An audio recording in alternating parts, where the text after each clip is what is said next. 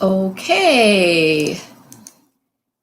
Hi, everybody. Hey, it's Sunday, 7 o'clock. It We're back. Sure is. And okay, I guess I'm going to have to give up on getting rid of that box. Yeah. Okay. So, like Sandy said, it's Sunday at 7, and this is what we promised to do every night, every Sunday until we get through our entire book. We'll be reading it live. So, we were really fortunate that this wasn't last night because we had a huge windstorm here and blew down a lot of trees and branches, and the internet was out, so we wouldn't have been able to do this at all. So we are fortunate that tonight we're able to go ahead and do this. So without further ado. Okay, yes, and we're going to be reading from our book, In Spite of Us, a love story about second chances. We'll be reading chapters 13 and 14 tonight. We're still waiting to see about a reading at the local Inklings bookstore that was scheduled back in May, and tomorrow, well, I guess today's still May. Tomorrow's June, but maybe it'll happen. We hope it does. And every other week, we're going to be having a drawing to win a copy of this book, Chicken Soup for the Soul, 101 Feel-Good Stories. Laughter is the best medicine.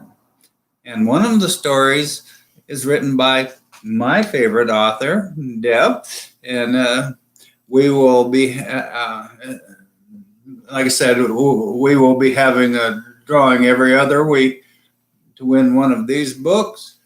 All you need to do to be eligible to win a book is share and post on Facebook and YouTube, like and share, and your name will be automatically in the drawing. And it doesn't have to be our live show. You can do it later. Yeah.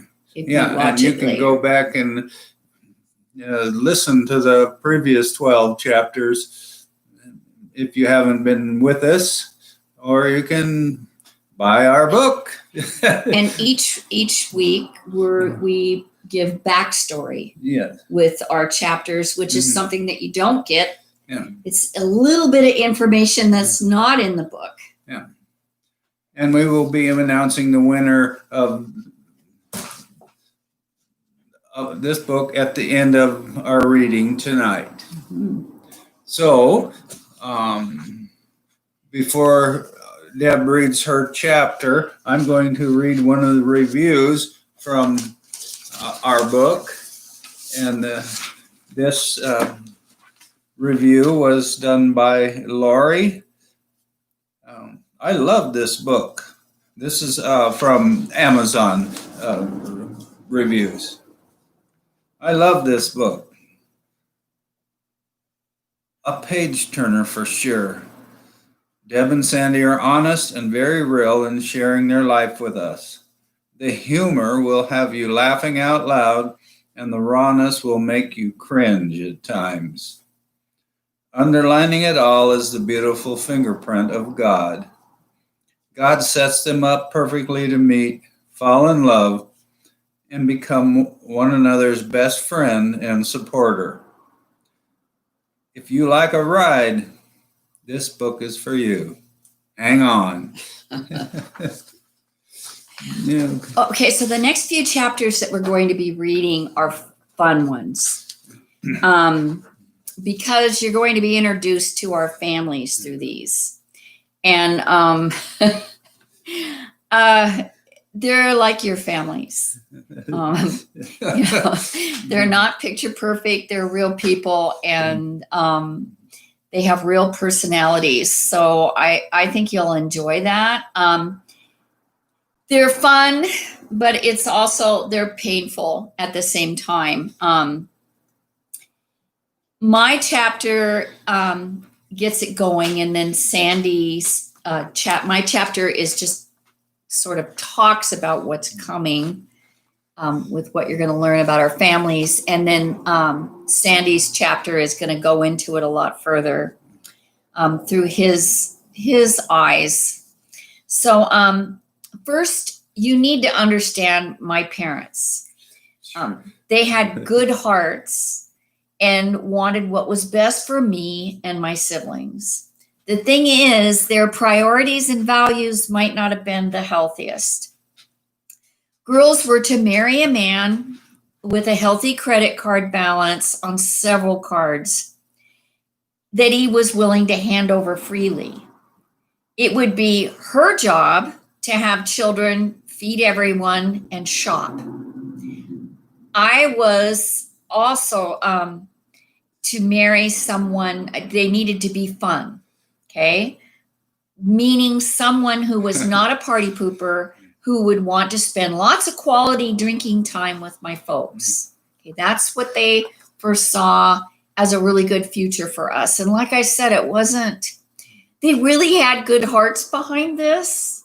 That's, to them, was what a good life would be, a good life for anyone. A bonus for the man that I would marry would be if he were Irish.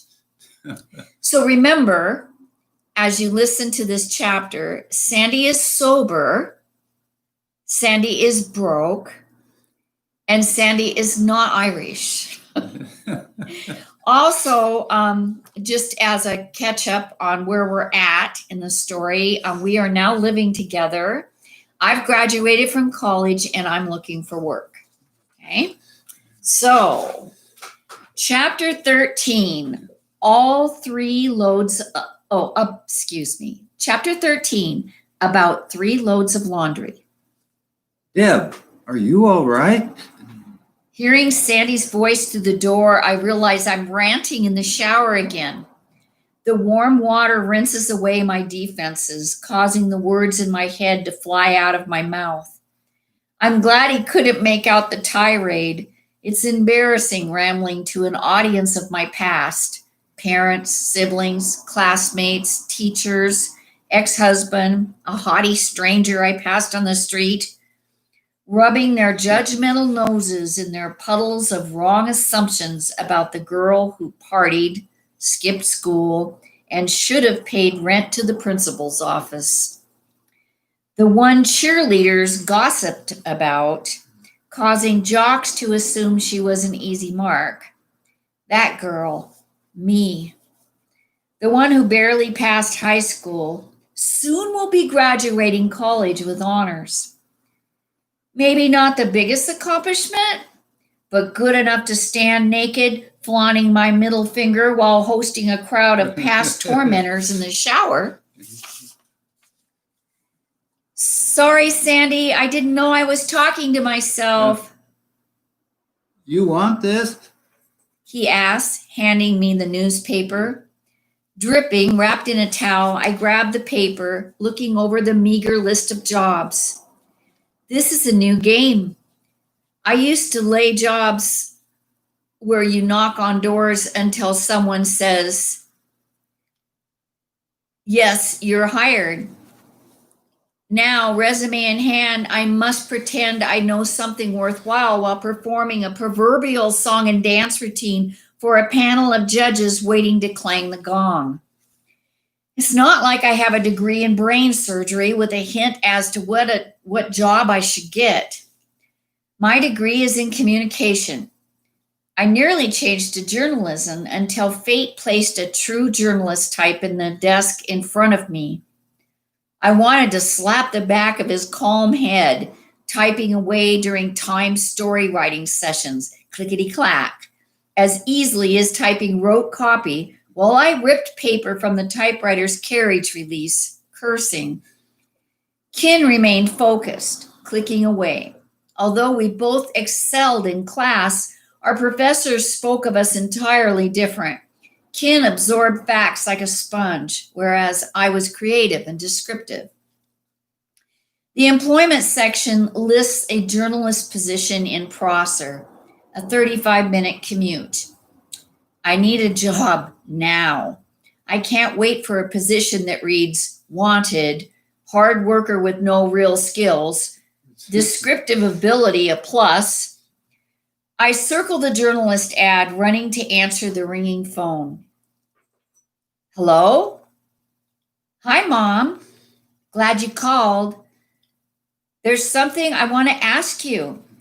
I want to bring Sandy home to meet you this weekend. Is that okay? Uh-huh. Okay. Great.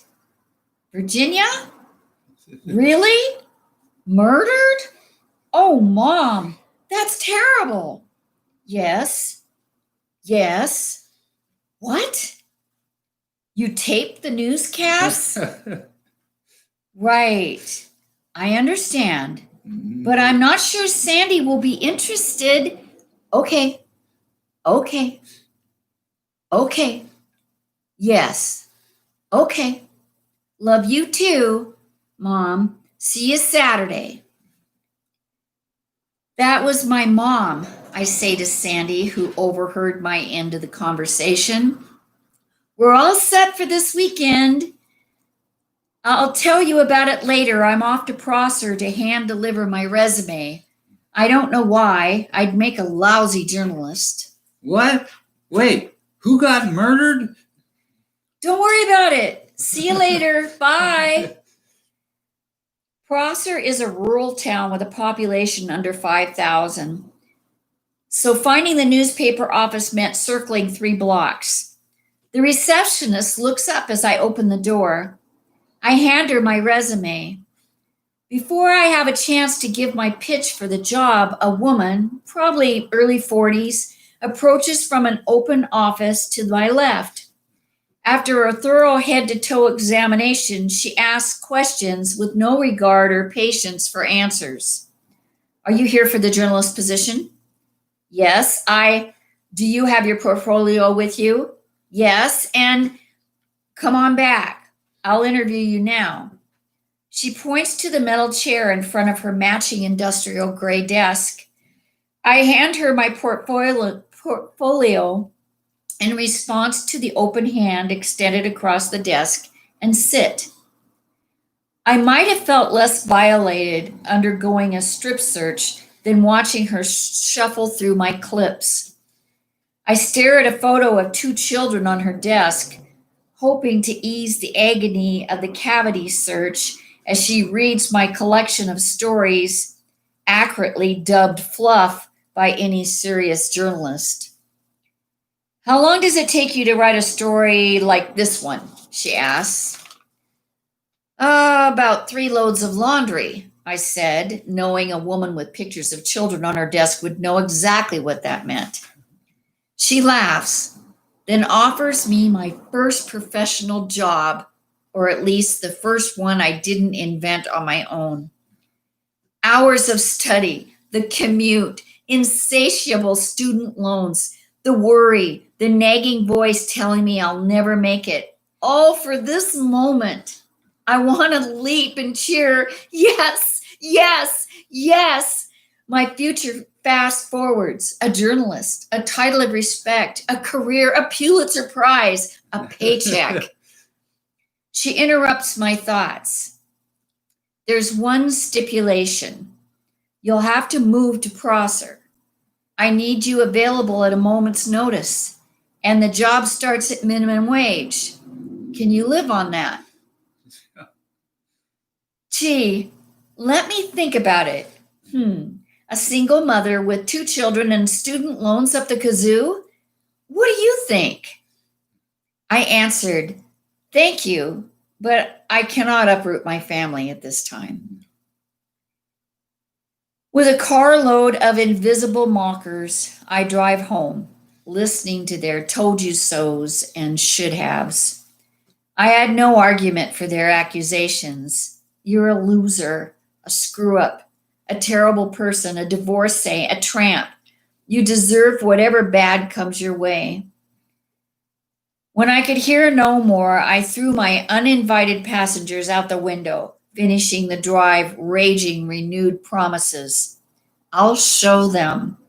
I don't need anyone. I won't apologize for who I am or what I've done. By the time I reach home, I'm convinced my degree is an expensive lesson with a slap in the face reward, paying less than I made as a child pouring coffee for the 2 a.m. drunks.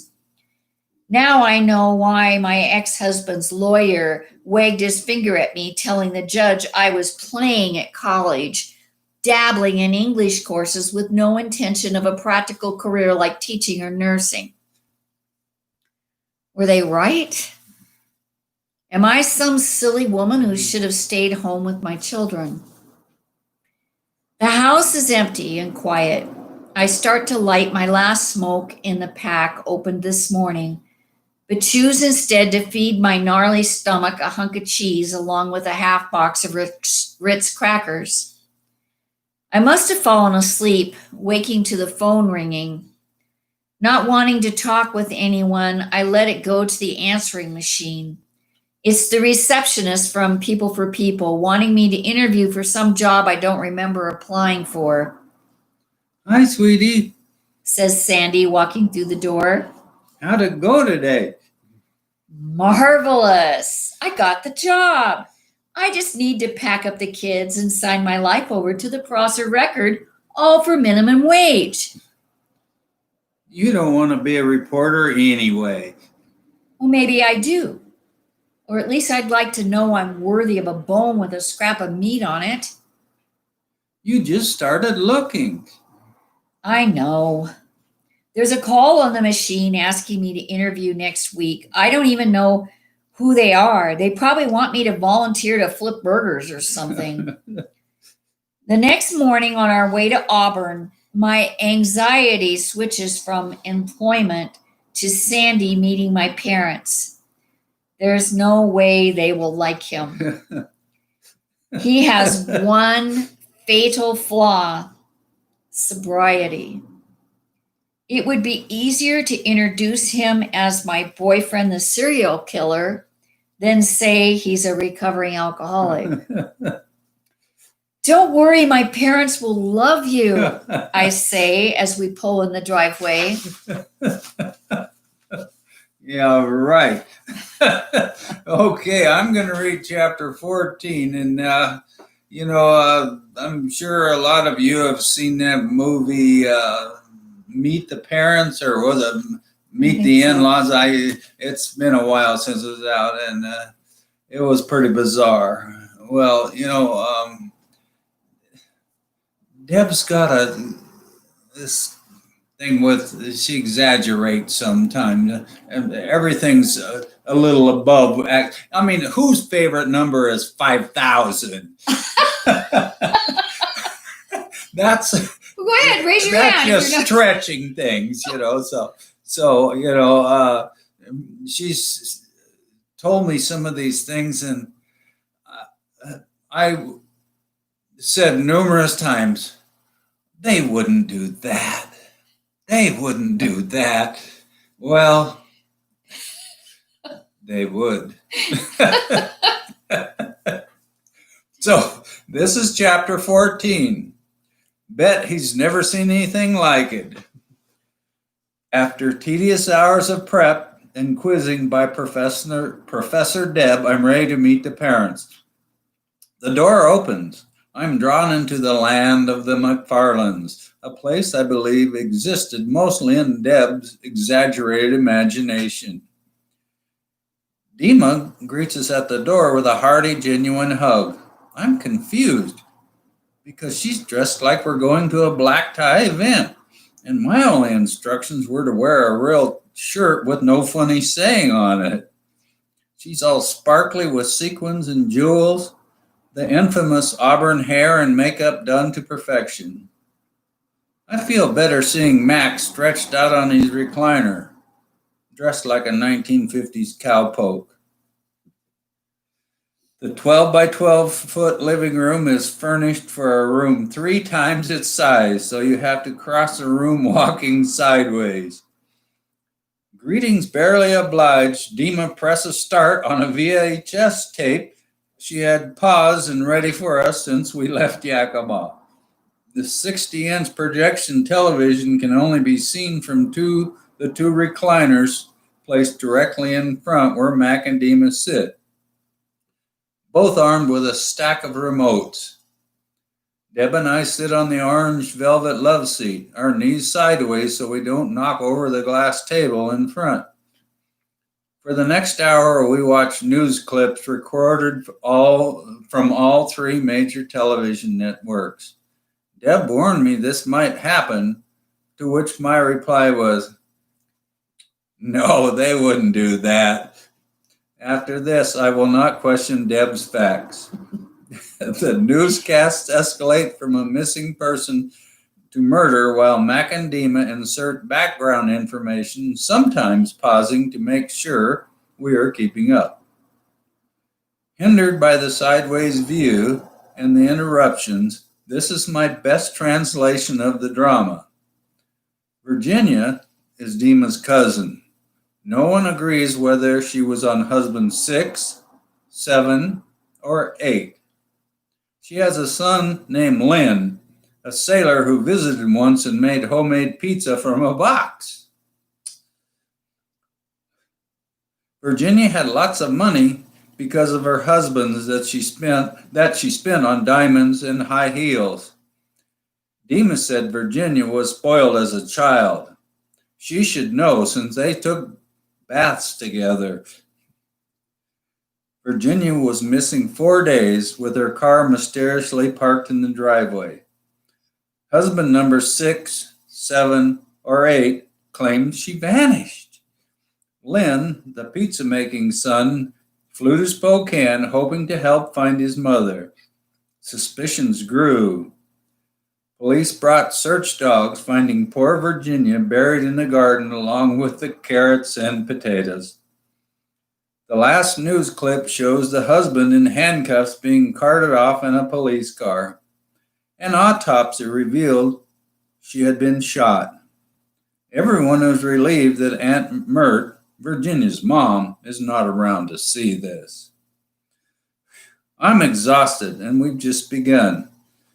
Again, Deb was right, insisting my intro into McFarlane's be brief without Haley and Jay, who might blab something we don't want known. I don't want them to know we're living together, said Deb. If we stay overnight, we have two choices. Separate rooms, pretending what we all know not to be true, or same room, knowing the rest of the family is powwowing outside the door, chanting tisk, tisk, tisk. Considering our options, the short day trip seemed best. When murder and mayhem conversation dies off, we move to the next dramatic scene. Have you shown Sandy the bar? Mac asked, knowing we've not left the front room. But Betty's never seen anything like it. You haven't. Come on, Deb says, motioning for me to follow. She sidewinds through her childhood habitat like a snake crossing the desert, while I, new to the obstacle course, bump knees and elbows, unskilled at walking sideways. Mac and Dima follow. She carries a 16-ounce tumbler of scotch and water room to room, like a portable oxygen tank. The story from Deb is that her mom confesses to the doctor a 2-drink habit, omitting the constant refreshing and topping off. I spent time in bars, all types, redneck, biker, highbrows, dived to swanky black tie joints, home bars, makeshift bars, tailgate specials, yet none prepared me for the McFarlane's bar. Deb's eyes are begging me for words, but I don't know what to say. When words fail me, she involuntarily covers for me, chattering nervously, cooing and fidgeting, like a cross between a dove and a quail. We had the bar built. It's regulation. So are the dozen stools, Mac says. There's a mirrored back bar with shelves stocked and ready to fill any drink order. And Elvis is in the room. Rows of gold and silver Elvis bottles peering down from shelves installed around the ceiling. There's a black light, 20 beer signs, a booth-style table, and a life-size poster of Mac dressed as a woman. An extremely ugly, toothless woman with a huge nose. Just imagine if Papa had a sister. What comment am I to make? Deb is trying to cover for my silence. Excuse me. Did you see the disco ball? Cool, huh? Did you know the poster is Dad? The ceiling is painted black for the strobe lights. You should really see what it looks like at night. Any moment, Deb's going to shove me on her lap, cram her arm up my butt, and move my jaw up and down like Edgar Bergen and his Charlie McCarthy doll. I open my mouth to comment, but not fast enough to delay what's coming next. Deb's classy, attractive, soft-spoken mom calls me over to the bar. She lined up a collection of ceramic figurines. I obey her call, nearing the harmless-looking monks and frogs. Then she hands me a monk. Turn it around, she says. Isn't that awful? As I turn the monk around, he transforms into a ceramic penis. Why is this happening? Dima keeps saying how awful it is. I want to agree. Then she hands me a frog, asking me to turn it over. Do I have to? Deb gives me a just do it look. Isn't that awful? Dima asks again. I manage a laugh at the anatomically enhanced frog. It's not that I can't handle the joke. I feel like I've been captured and thrown into someone's really bad X-rated home movie. Finally, I speak. Deb, where's the bathroom? The conversation turns from ceramic phallic symbols to towels as I follow Deb's finger pointing down the hall. I copied your idea to roll towels on the shelves. I really like it. I hear Dima say to Deb. I try to open the door to the bathroom, but something is behind it. I slide through sideways, finding a huge hook on the back of the door holding a stack of robes.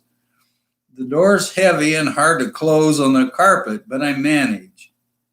Standing at the toilet, staring at the tall shelf above it, I count 56 hand towels, 49 bath towels, and 62 washcloths, neatly rolled and stacked like cordwood stored for the winter. If a busload of people needing a bath arrive at the McFarlands, they're covered for towels.